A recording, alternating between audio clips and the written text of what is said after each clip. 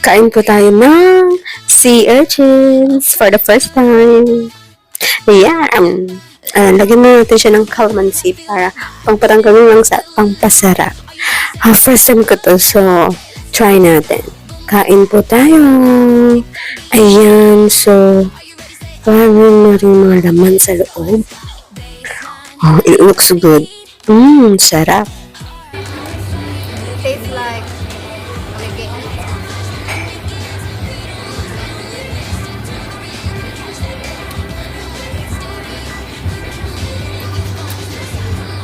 Sige na. Parang talaga.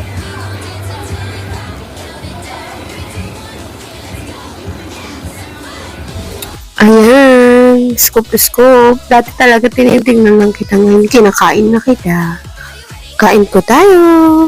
Sarap.